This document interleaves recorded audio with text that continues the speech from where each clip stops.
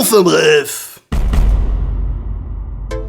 Le 6e sacre de Lewis Hamilton lors du Grand Prix des États-Unis ne pouvait signifier qu'une seule chose pour Valtteri Bottas, la fin de son rêve de devenir champion du monde en 2019. Mais le Finlandais n'abandonne pas pour autant ses ambitions, s'étant déjà mis en préparation d'une nouvelle mise à jour pour 2020, la version Bottas 2.0 n'ayant pas été fructueuse. Cette version 2.0 n'était pas mauvaise dans l'ensemble, mais malheureusement elle n'était pas assez stable et elle n'a tenu que 4 courses. J'ai dû improviser avec des patchs de correction et je suis heureux de voir que les dernières versions sont plutôt encourageantes pour 2020. Et surtout pour la tasse de café.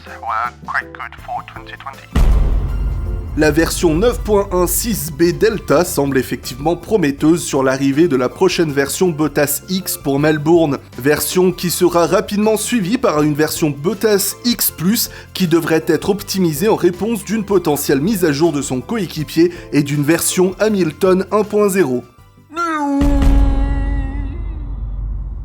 Après 8 ans d'absence à cause d'un accident dans lequel il faillit perdre la vie, le retour de Robert Kubica en Formule 1 n'a pas été le conte de fées que le monde espérait. Mais le Polonais se dit ravi de s'être retroussé les manches et d'avoir saisi à deux mains l'opportunité offerte par Williams. Beaucoup d'huile de coude et d'années à mettre la main à la pâte pour revenir dans une discipline qui l'attendait les bras tendus. Mais à de maintes reprises, Kubica a été battu par son coéquipier George Russell. Néanmoins, ses anciens rivaux ont tenu à lui dire bravo et le féliciter en main propre. Des rivaux avec qui il s'était battu à bras le corps par le passé, tels que Hamilton, Alonso, Massa, Vettel et Weber. Seul absent de marque, Kimi Raikkonen qui s'est excusé quelques jours plus tard. Yeah, I was having a shit. L'ancien sponsor titre de Haas, Rich Energy, aurait déclaré être en discussion pour un partenariat avec McLaren. La marque de boissons énergisantes britannique et son fondateur William Storey se sont rapidement fait une réputation en déchirant leur contrat au bout de 5 mois sur les 3 ans d'engagement convenus. Une séparation douloureuse pour Haas et son directeur Gunther Steiner.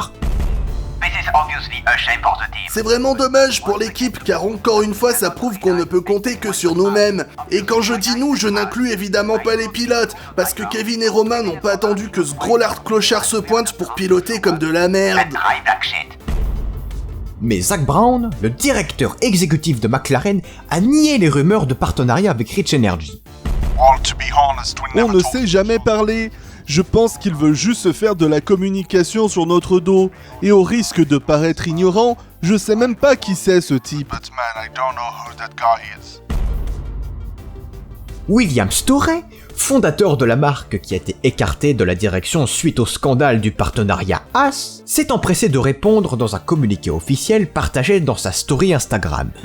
C'est avec beaucoup de tristesse que Rich Energy doit mettre un terme à son contrat de sponsoring avec McLaren à cause de son manque de respect vis-à-vis de Rich Energy. Rich Energy est une boisson énergisante britannique premium qui n'a pas de temps à perdre avec des amateurs qui ne sont pas capables de respecter leurs partenaires.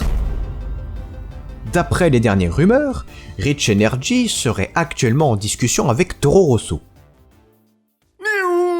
Enfin bref.